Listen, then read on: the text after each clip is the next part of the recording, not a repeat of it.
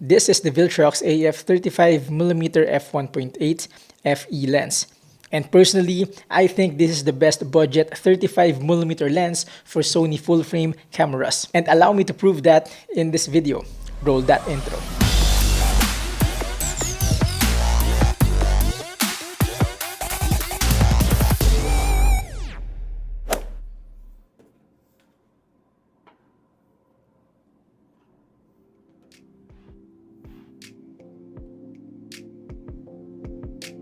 And so before anything else, I would like to officially welcome you to my channel. Thank you for making it past the intro. If you're into cameras, gadgets, technologies, all that good stuff, please do subscribe and hit that bell if you haven't yet. In that case, you won't miss out on anything from this channel. By the way, shout out to Viltrox for sending me this and for making this review possible. Having that out of the way, let's dive right into the topic. Let's start with the price of this lens. By the time this video is made, you can buy one of these for only $379. And if you compare it to other 35mm full-frame lens, this may not be super affordable as I say it is, but would you agree that this is on the budget side, right? Thank you, Viltrox. Moving on to the build composition. This lens, believe it or not, is built like a tank, like for real. But I also love how compact and how lightweight it is. As a matter of fact, I love using this on my Sony ZV-E10 for a more subtle setup. It has one big focusing ring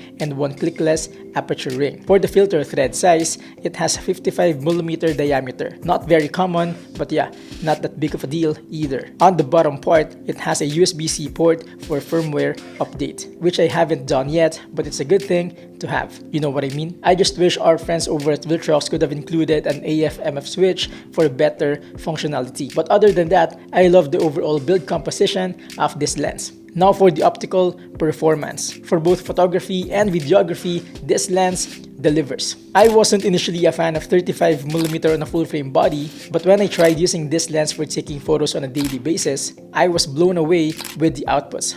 Believe it or not, I find it sharp and decent in terms of color rendering. Not to mention that even on an APS-C body, 35mm for me is very versatile. I can use it for basically all occasions, like for real.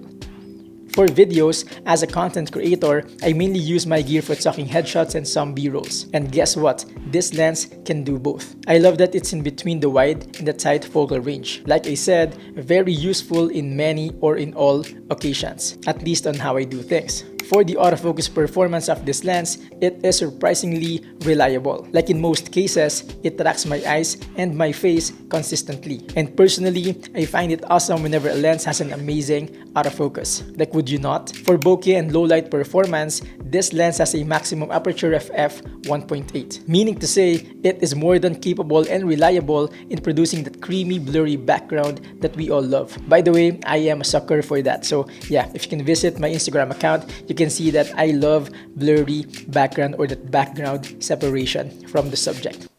Yeah.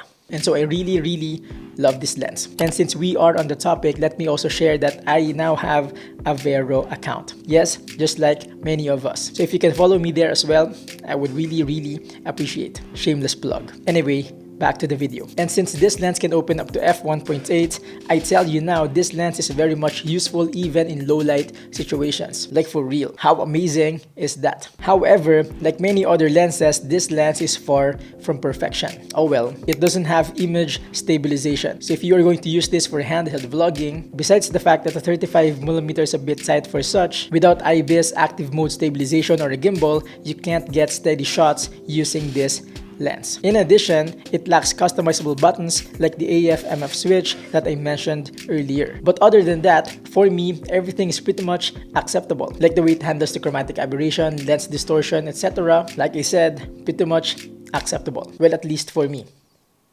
But that's it, ladies and gentlemen. As for conclusion, with all the features of the Viltrox AF 35mm f1.8 FE lens, I'd say this is indeed the best budget 35mm for Sony full-frame cameras. That was mouthful, but I hope that they get it. There you go, folks. I am sure I wasn't able to cover everything, so let me know your thoughts in the comment section, or we can connect on Instagram or on Facebook. As I end, if you're getting value from this video, please do like and subscribe for more not super technical but rather practical approach to gadgets and technologies. Until then, thank you for watching.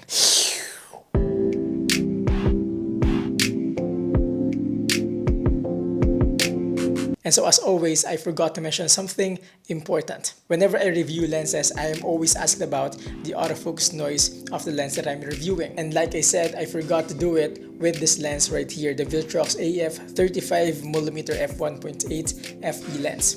And so let's do it right now. Here is the autofocus noise of this lens.